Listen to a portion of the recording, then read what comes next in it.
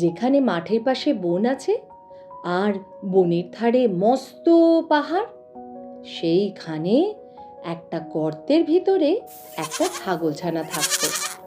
সে তখনও বড় হয়নি, তাই গর্তের বাইরে যেতে পেত না। বাইরে যেতে চাইলেই তার মা বলতো, যাস নে, ভালুক ধরবে, বাঘে নিয়ে যাবে, সিংহে খেয়ে ফেলবে। তা শুনে তার খুব ভয় হতো, আর সে চুপ করে গর্তের ভিতরেই বাস করত। তারপর সে একটু একটু করে বড় হলো, তার ভয়ও কমে গেল।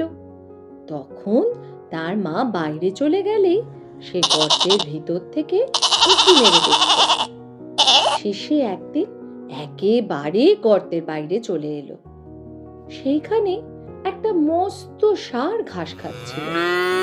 ছাগলছানা এত বড় জন্তু কখনো দেখেনি, কিন্তু তার শিং দেখেই সে মনে করে নিল ওটাও একটা ছাগল। খুব ভালো জিনিস খেয়ে নিশ্চয়ই এত বড় হয়েছে। তাই সে ষাঁড়ের কাছে গিয়ে জিজ্ঞেস করলো, হ্যাঁ গা, তুমি কি খাও? ষাঁড় বললে, আমি ঘাস খাই। ছাগলছানা বললে, ঘাস তো আমার মাও খায়, সে তো তোমার মতো এত বড় হয়নি। ষাঁড় বললে, আমি তোমার মায়ের চেয়ে ঢের ঢের ভালো ঘাস অনেক বেশি বেশি করে খাই। ছাগলছানা বললে, সে ঘাস কোথায়? ষাঁড় বলল, ওই বনের ভিতরে। ছাগলছানা তখন বললে, আমাকে সেখানে নিয়ে যেতে পারবে? এ কথা শুনে ষাঁড় তাকে নিয়ে গেল। সেই বনের ভিতরে খুব চমৎকার ঘাস ছিল। ছাগলছানা পেটে যত ঘাস ধরল সে তত ঘাস খেলো। খেয়ে তার পেট এমন ভারী হলো সে আর চলতে পারে না। সন্ধে হলে ষাঁড় এসে বলল, এখন চলো বাড়ি যাই। কিন্তু ছাগলছানা কি করে বাড়ি যাবে? সে তো চলতেই পারছে না। তাই সে বললে, তুমি যাও, আমি কাল যাব। তখন ষাঁড় চলে গেল। ছাগলছানা দূরে একটা গর্ত দেখতে পেয়ে তার ভেতরে ঢুকে বসে পড়ল। সেই গর্তটা ছিল একটা শেয়ালের। সে তার মামা বাঘের বাড়ির নিমন্ত্রণ খেতে গেছিল। অনেক রাত্রে ফিরে এসে দেখে তার গর্তের ভিতর কিরকম একটা জন্তু ঢুকে রয়েছে।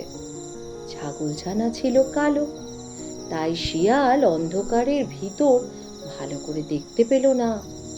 সে ভাবলো বুঝি রাক্ষস টাক্ষস হবে। এই মনে করে সে ভয়ে ভয়ে জিজ্ঞেস করলো, গর্তের ভিতর কে ও? ছাগলছানা ভারী বুদ্ধিমান ছিল।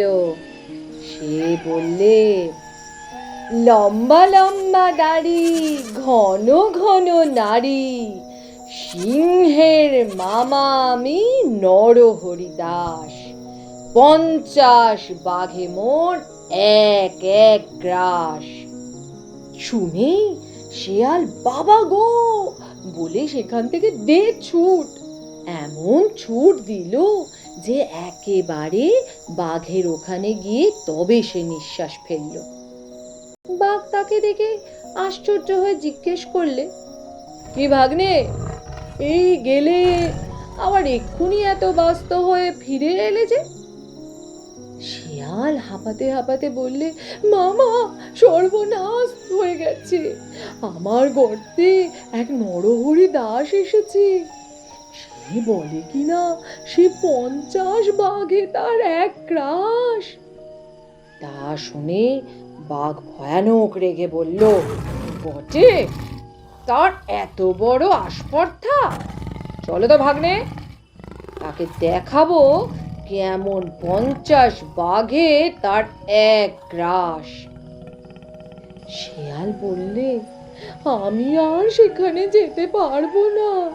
আমি সেখানে গেলে যদি সে হাঁ করে আমাদের খেতে আসে, তাহলে তুমি তো 2 লাফেই পালাবে। আমি তো তেমন ছুটতে পারবো না, আর সে বেটা আমাকেই ধরে খেয়ে ফেলবে। বাঘ বলল, তাও কি হয়? আমি কখনো তোমাকে ফেলে পালাবো না। শিয়াল বললে, তবে তবে আমাকে তোমার লেজের সঙ্গে বেঁধে নিয়ে চলো। তখন বাঘ তো শিয়ালকে বেশ করে লেজের সঙ্গে বেঁধে নিয়েছে। আর শিয়াল ভাবছে, এবার তো বাঘ মামা আমাকে ফেলে পালাতে পারবে না। এমনি করে তারা দুজনে শিয়ালের গর্তের কাছে এলো। ছাগলছানা দূর থেকেই তাদের দেখতে পেয়ে শিয়ালকে বললে, দূর হতভাগা, তোকে দিলুম 10 ভাগে করি, 1 ভাগ নিয়ে এলি লেজে দিয়ে দড়ি। শুনেই তো ভয়ে বাঘের প্রাণ উড়ে গিয়েছে। সে ভাবলে যে নিশ্চয়ই শিয়াল তাকে ফাঁকি দিয়ে নরহরি দাসকে খেতে দেওয়ার জন্য এনেছে। তারপর সে কি আর সেখানে দাঁড়ায়?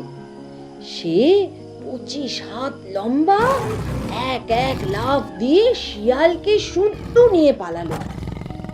শিয়াল বেচারা মাটিতে আছাড় খেয়ে, কাঁটার আঁচড় খেয়ে, ক্ষেতের আলে ঠোক্কর খেয়ে একেবারে যায় আর কি। শিয়াল চেঁচিয়ে বলল, মামাল মামাল।